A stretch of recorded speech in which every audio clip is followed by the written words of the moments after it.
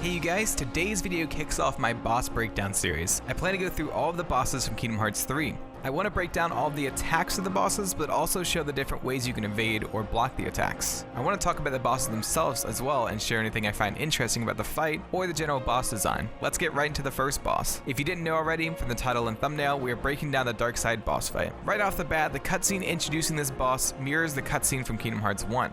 If you restart the battle though, instead of the opening cinematic, it will fade in on Sora looking up at the Darkside before cutting to a couple different angles. All of the attacks during the fight are variations of the attacks from the original game. The first attack shows the Darkside bending forward and gathering energy in his right hand. He then raises his hand up as a ring of light closes in around the energy.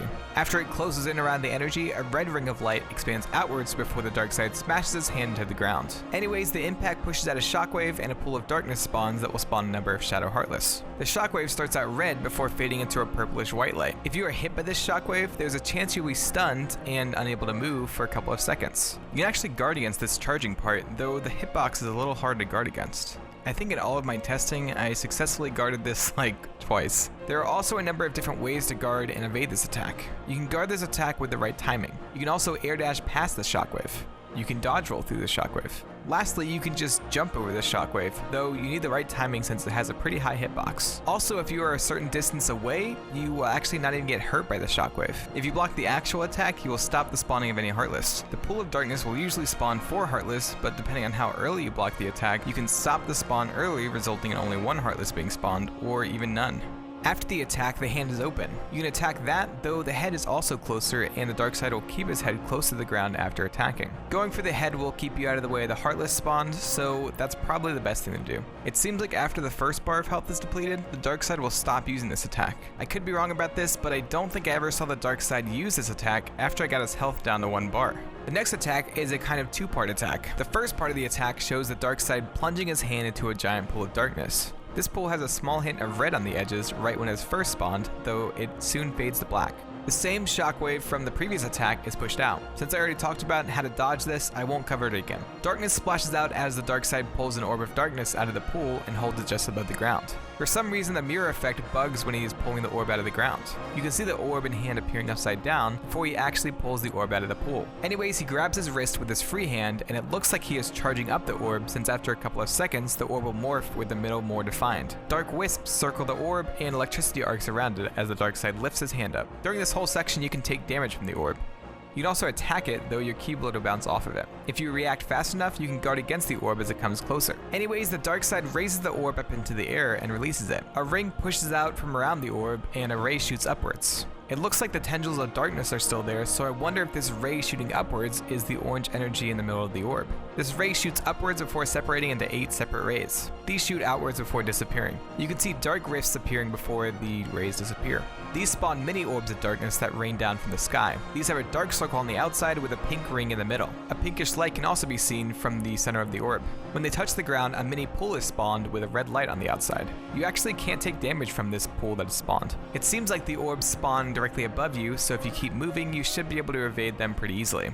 You can also dodge roll or air dash to evade them. You can actually block these orbs with the right timing and placement, though I did not have any luck hitting the orbs to guard against them. During the first part of the attack, the head is the best place to attack since attacking the hands will cause you to take damage from the orb. While the mini orbs are raining down from above, it's probably not good to try to deal any damage since they're always kind of spawning above you, and since you're higher in the air, it'll be harder to block or evade them. The last attack is a projectile attack. The Darkside kneels on the ground and crosses his arms. As he uncrosses his arms, a pink orb of darkness spawns on the heart-shaped hole in his chest. Pink particles can also be seen around the orb. This orb actually doesn't damage you if you are close to it. The Darkside will shoot out homing projectiles twice. This can be a set of 2, 3, or 4 projectiles. It will not change between shots though. What I mean by this is if the Darkside shoots out 2 projectiles the first time, he will shoot out 2 the next time. If he shoots out 3 the first time, the second wave of projectiles will be 3 as well. Anyways, the projectiles look like orbs of light with 2 wisps of darkness flying around them. You can dodge these and block against them. If you block them, the orbs will fly back towards the Darkside. You can actually also attack the orbs and send them flying back. It's a nice little stylish tech to do when you're fighting this boss. In Kingdom Hearts 1, you could hide behind the Darkside during this attack, but they fixed that in this game. Though, if only 2 projectiles are shot out, you can stand in front of the Darkside and they will spin around you without hitting you. The hands are the best thing to attack here, though it may be hard to get off a full combo.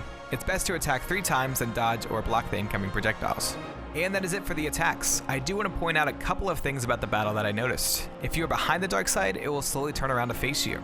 There are also 3 different lock-on points during this fight. You can attack his 2 hands as well as his head.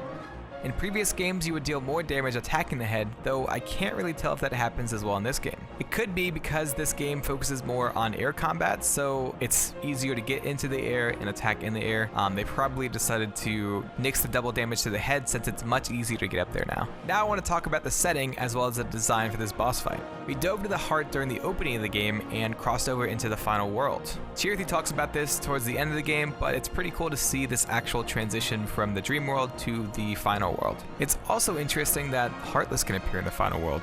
I wonder if that is because the Darkside is connected with Sora. The Darkside that appears seems to be made out of water. We can actually see his body ripple during the fight. But why is he made of water, and why is part of his body clear and some of it dark?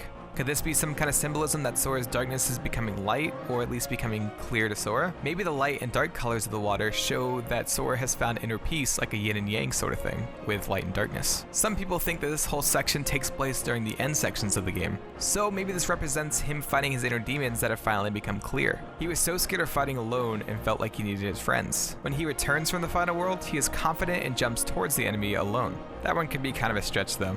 My last idea is that since the final world signifies death, it could mean that Sora's darkness is dead or under Sora's control. What do you guys think? Anyways, that is it for this boss. Keep an eye out for each attack he's using and attack his open areas. He'll be down in no time. Also, he is the tutorial boss, so unless you're playing on critical, you're not going to have too much issue with this one.